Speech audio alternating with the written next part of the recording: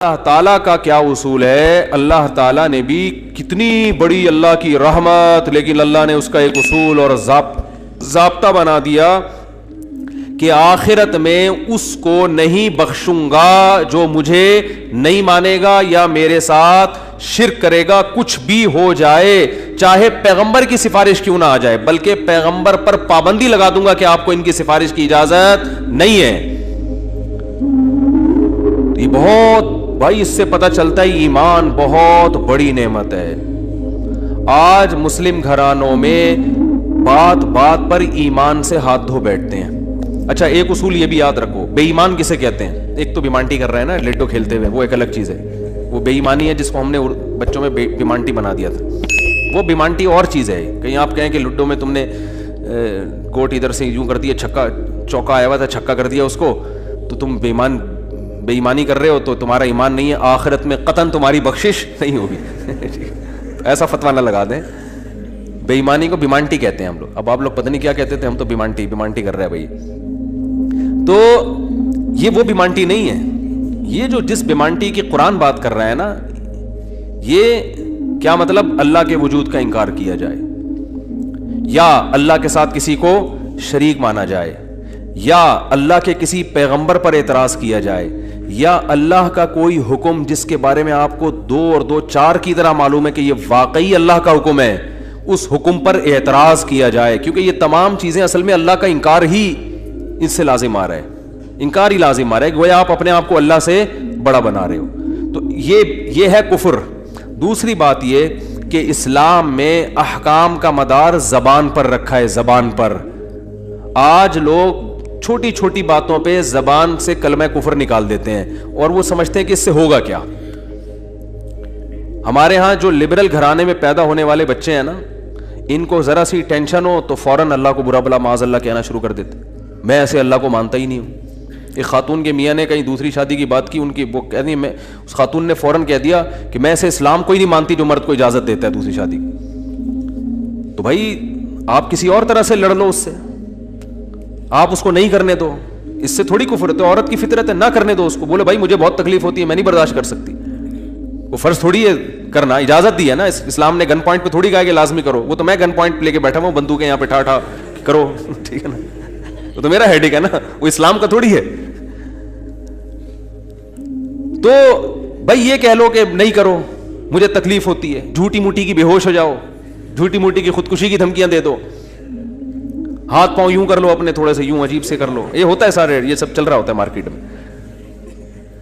کچھ بھی کر لو، اس سے آپ کافر نہیں ہوگی، کیونکہ عورت کو سوگن کی تکلیف ہونا نیچرل ہے، وہ نہیں چاہتی میرا میاں کسی اور کا ہو جائے، پھر اس میں خطرات بھی ہوتے ہیں، پتہ نہیں برابری کرے گا نہیں کرے گا، تو یہ رائٹ ہے عورت۔ صحابیات کو بھی تکلیف ہوتی تھی۔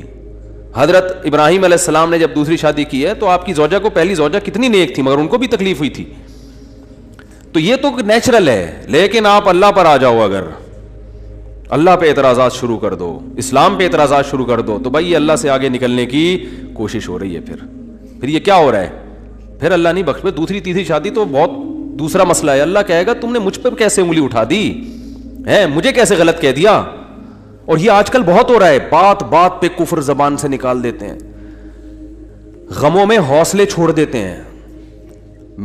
لوگ آ کے ملتے ہیں، یہ میرے ساتھ ٹینشن، یہ میرے ساتھ مسئلہ، یہ میرے ساتھ مسئلہ، پتہ نہیں اللہ کہاں ہے۔ ایک آدمی کے بچے کا انتقال ہوا، کہہ رہے یار اللہ کو میرا ہی بچہ مارنا تھا۔ بھائی تم کس کے مقابلے میں آ کے کھڑے ہو رہے ہو؟ خدا سے مقابلہ کر رہے ہو تم۔ تو یاد رکھو اللہ کی جو صفت ہے نا، وہ ہے کبریائی، استغنا۔ اس سے لڑ کے، اسے برا بلا کہہ کے، اس کے خزانوں سے ایک تنکا بھی نہیں لیا جا سکتا۔ وہ آپ کے ان جذبات سے متاثر نہیں ہوتا۔ اگر آپ یہ سمجھو گے کہ میں یوں کروں گا، دیکھو باپ کے سامنے تڑیاں بعض دفعہ چل جاتی ہیں، باپ کے سامنے بعض دفعہ تڑیاں، میں ابا کو مانتا ہی نہیں جو مجھے جائیداد سے ہے نا آگ کر دیں اور مجھے گاڑی نہ لے کے دیں۔ ابا ہو سکتا ہے متاثر ہو کے بولیں بھائی چل یار یہ گاڑی تیرے نام کر دی میں نے، یہ پلاٹ تیرے نام کر دیا، میرا بیٹا تو مجھے ماننے سے انکار کر رہا ہے۔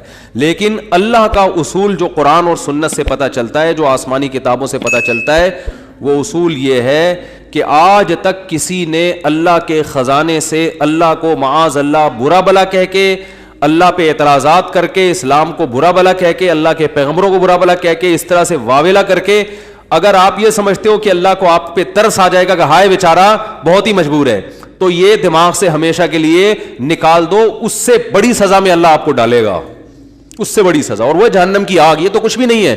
تبھی تو خودکشی کرنے والے پر اللہ کو ترس نہیں آتا. خودکشی کرنے والا ایک طرح سے انتقام لے رہا ہے اللہ سے کہ اللہ تو نے مجھے زندگی دی, مجھے اس قابل تو چھوڑا نہیں, تو نے تو میرے ساتھ غلط کیا, میں مجھے گفٹ چاہیے ہی نہیں نعمت کا. جیسے نا آپ باپ نے آپ کو گفٹ دیا ہو اور آپ دشمنی میں آ کے باپ کو گفٹ واپس کر دو, مجھے نہیں چاہیے, ایسے پھینک دو آپ. تو ہو سکتا ہے باپ کا یہ اصول ہو, وہ پھر بھی وہ کہے نہیں میرا بیٹا ایسا نہیں, لیکن اللہ کا اصول نہیں ہے. اللہ کا یہ اصول نہیں ہے. اللہ کہے گا بھائی تو کیا سمجھتا ہے, میں تجھے اور آگ میں ڈالوں گا. تو دنیا کی ٹینشنوں سے تو چاہتا تھا یہ ناکام عشق ہو گیا, عشق ناکام ہو گیا, اور یہ ہو گیا تیرے ساتھ, اور یہ ہو گیا, اور تو جاب لیس ہو گیا, اور گھر سے مہنگائی اور غربت کے تانے پڑ رہے ہیں تیرے کو, اور بے روزگاری کے تانے مل رہے ہیں, اور معاشرے میں تیری عزت نہیں ہو رہی, اور اب آ کے تو کیا کر رہا ہے, خودکشی کر رہا ہے. تو تو یہ سمجھ لے گا کہ میں تیرے پہ ترس کھا کے تجھے چھوڑ دوں گا. ایسا نہیں ہے.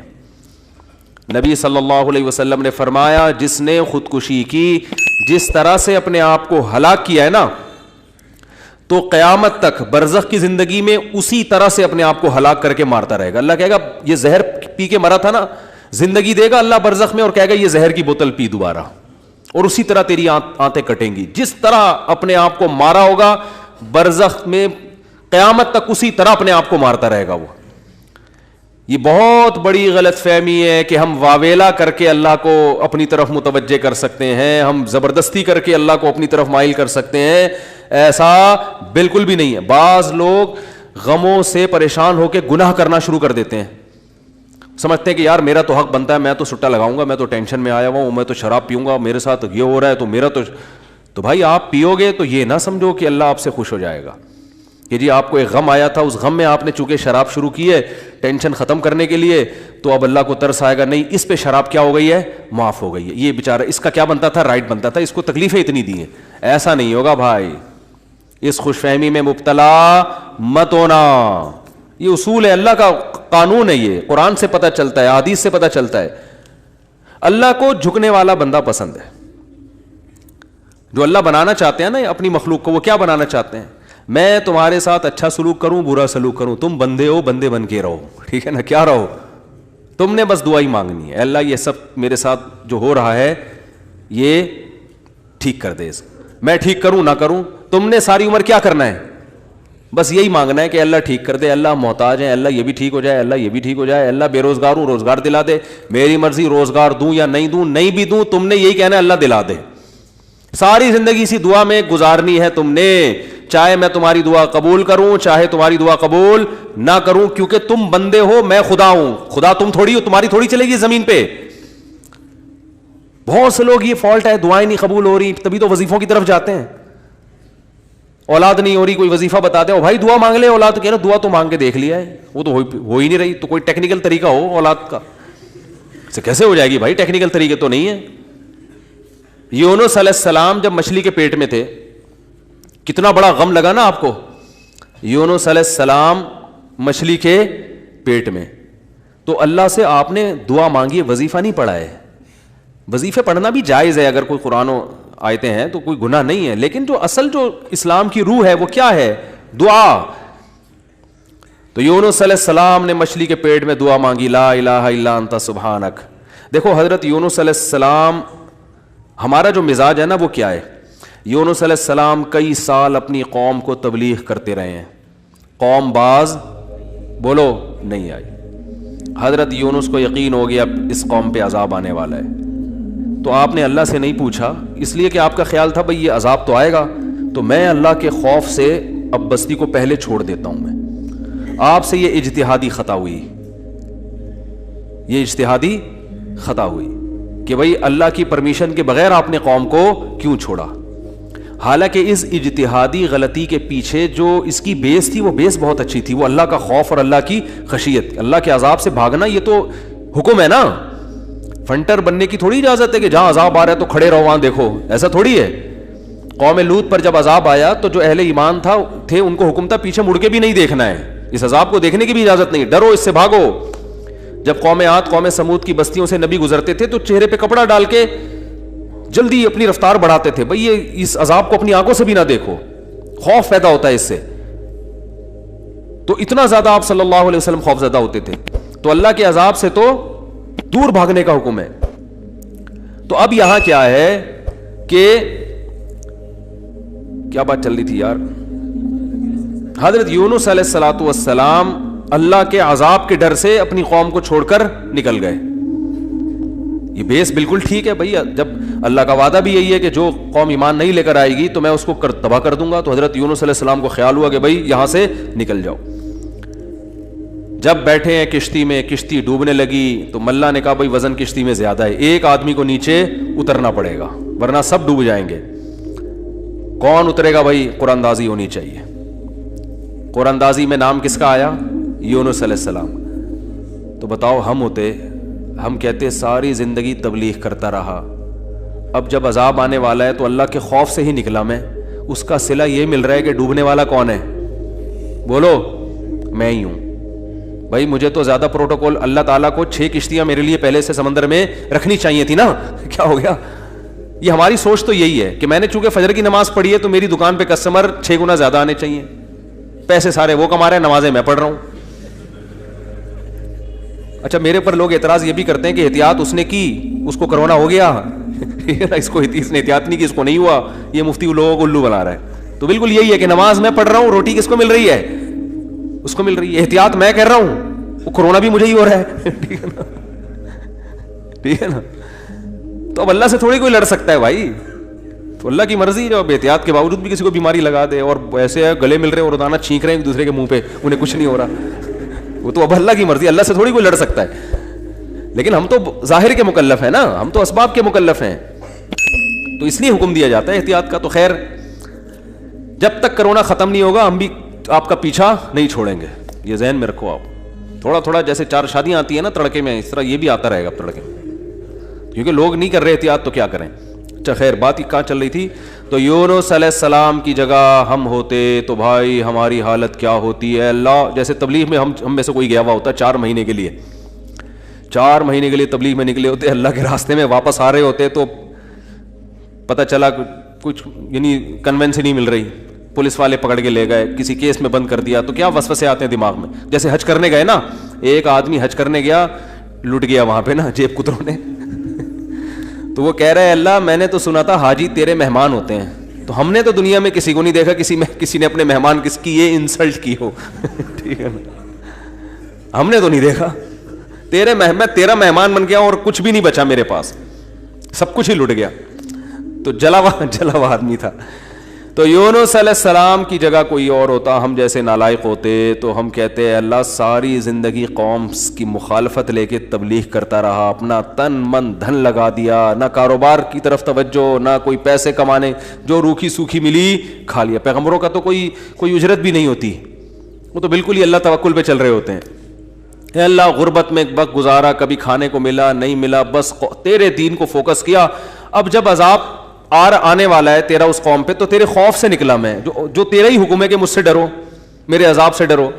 اب کم از کم کوئی 2-4 کشتیاں یا ہوائی بحری جہاز کوئی کھڑا ہوا ہوتا میرے استقبال میں, اور اگر نہیں تھا میں نے اپنے خرچے سے پہ کشتی لی ہے میں نے. ٹھیک ہے نا, ذمہ داری کس کی بنتی تھی اللہ؟ ذمہ داری تیری بنتی تھی کہ کشتی کا انتظام تیری طرف سے ہو. بھائی گورنمنٹ اگر کسی فوجی کو کسی مہم پہ بھیجتی ہے, اب جو امریکہ کے فوجی افغانستان آئے ہوئے ہیں ان کو باعزت واپس نکالنا کس کی ذمہ داری ہے؟ بولو نا, امریکہ کی ذمہ داری ہے نا. تو تبھی تو فوجی کہہ رہے ہیں بھائی تم نے ہمیں عزت کے ساتھ جب بھیجا ہے تو عزت کے ساتھ پٹھانوں سے بچا کے نکالنا کس کی ذمہ داری ہے؟ یہ امریکہ کی ذمہ داری ہے نا. تبھی امریکہ قطر میں کوشش میں لگا ہوا ہے کہ بھائی یہ کسی طرح اپنی عزت بچا کے واپس آ جائیں گے. اور بالکل صحیح کر رہے ہیں امریکہ اپنے لحاظ سے, اس کا فرض بنتا ہے جب آپ نے فوجیوں کو بھیجا تو واپس بھی تو لے کر آؤ نا ان کو. تو بالکل میرے بھائی یہ بات ذہن میں آ سکتی تھی یونس علیہ السلام کے کہ اللہ یہ سب میں نے تیرے لیے کیا ہے, اب تیرا عذاب آ رہا ہے تو مجھے تو یہاں سے فرار ہونا ہے بستی سے, تو کشتی کا انتظام کرنا میرے ذمے نہیں ہے بلکہ کس کے ذمے ہے؟ تیرے ذمے. چلو میں نے اپنے خرچے پہ کر لی. اب اللہ تو خود ہی اگر ڈوب رہی, اول تو ڈوبنی نہیں چاہیے, تجھے تو یہ طاقت ہے کہ 100 آدمی بھی کشتی میں بیٹھ جائیں, جب تک تیری مرضی نہیں ہوگی کشتی کلٹی بولو نہیں ہوگی, یہ نہیں کلٹی ہو سکتی. دوسری آزمائش تو نے یہ آزمائش میں ڈال دے گی, کشتی کلٹی ہو رہی ہے. اور اگر کلٹی ہو بھی رہی ہے تو ایسے ایسے نالائق لوگ اس کشتی میں بیٹھے ہوئے ہیں. کار آمد تو صرف اس میں یونس علیہ السلام تھے, باقی تو سارے نالائق, کیونکہ مشرک لوگ تھے سارے, بت پرست, پان گٹکے والے, سگریٹ والے, تمباکو والے, سارے اس میں بیٹھے ہوئے ہیں. وہ تو پتہ نہیں کیا کیا نشہ کرتے ہوں گے, سارے ایک نمبر کے چور یہاں بیٹھے ہوئے ہیں کشتی میں. تو اللہ ان میں سے کسی کو تو خود ہی جو ہے نا ڈلوا دیتا. اور قرآن اندازی ہو رہی ہے تو نام کس کا آ رہا ہے؟ میرا نام آ رہا ہے, جس نے ساری زندگی تبلیغ کی. تو اور پھر کمال یہ کہ بڑی آزمائش کیا کہ چلو کشتی میں اگر چھلانگ لگا کے نیچے گرنا ہی تھا, ان لوگوں نے ڈال دیا, بھائی آپ کا نام آیا, آپ کو اترنا پڑے گا. تو تیرنے کا آپشن ہوتا ہے, کہیں تیرتے رہیں گے, کوئی ٹیلا آ گیا وہاں بیٹھ گئے, یا کسی نے دیکھ لیا کوئی رسی پھینک دی, جیسے یا کہیں کنارے پہ اتر گئے, جیسے ہی چھلانگ لگائی ہے ایک اور بڑی آفت, سمندر کی مچھلی نے آپ کو نگل لیا. کتنا خوف, ایک حرف زبان سے ناشکری کا نہیں نکل رہا پیغمبر کی, کہ اللہ مروا دیا تو نے. تو یہ کیا خوف ہوتا ہے, سمندر کا اپنا ایک خوف ہے بھائی, کبھی یہاں نہیں سمجھ میں آئے گا, جاؤ سمندر میں جا کے پتہ چلے گا. اور قرآن سے پتہ چلتا ہے رات کا وقت تھا, اندھیرا تھا, اندھیرے میں بہت, کیونکہ فنادا فی الظلمات, فی الظلمہ نہیں ہے کہ اندھیرے میں پکارا, اندھیروں میں پکارا. پتہ چلا کہ بہت سارے اندھیرے تھے, یعنی ایک مچھلی کے پیٹ کا اندھیرا, ایک سمندر کی تہ کا اندھیرا, اور ایک رات کا اندھیرا. کس قدر خوف. بتاؤ آج کسی کو ایسی ٹینشن ملتی ہے؟ آج یہی ٹینشن ہے, ابا نے اس دن چپیٹ لگا دیا تھا کھینچ کے, اور بھائی تمیز سے بات نہیں کر رہا, بیگم کنٹرول میں نہیں ہے, اور مفتی صاحب کا بیان سن کے اللہ کی خاطر شادی کی تھی, پھنس گئے. ایک آدمی میرے پاس آیا, کہنے لگا مفتی صاحب میری بیوی کی نہ شکل اچھی ہے اور نہ بات کرنے کا انداز اچھا ہے. تو مجھے خود بتا رہا تھا, کہہ رہا اتنی بد اخلاق ہے. میں اس سے کہتا ہوں اگر تیری شکل بھی اچھی ہوتی نا, میں تیری بد اخلاقی برداشت کر لیتا. چلو یار, پتہ نہیں جھوٹ بول رہا تھا سچ بول رہا تھا, اللہ جانے. اب یہ کوئی ٹینشن ہے بتاؤ؟ اصل ٹینشن تو وہ ہے نا. اچھا لوگ کہہ رہے ہوتے ہیں وہ ہو جاتا نا اچھا تھا, ہم سمندر میں ڈوب جاتے اچھا تھا. او بھائی ابھی ڈوب ہی نہیں رہے ہو, اس لیے کہہ رہے ہو اچھا تھا. جب ڈوبنے لگو گے تو وہی کیفیت ہوگی وہ جو پھندا آ گیا تھا نا درخت سے. ایک آدمی کہتا نا اللہ موت دے دے زندگی سے, تو وہ کسی نے پھندا پھینک دیا اوپر سے, اور یہ کہا کہ میں اللہ ہوں, اس میں گردن ڈال لے اٹھا لوں گا. تو وہ کہتا ہے یہاں تو کوئی مذاق بھی نہیں کر سکتا ہے اللہ. تو وہ جب آتی ہے نا اپنے اوپر, تو پھر یہ کنڈیشن ہوتی ہے. تو یونس علیہ السلام پر جو آزمائشیں آئیں, کتنی بڑی بڑی آزمائشیں, مچھلی کا پیٹ اور نگل گئی مچھلی اکثر ثابت نگلتی ہے.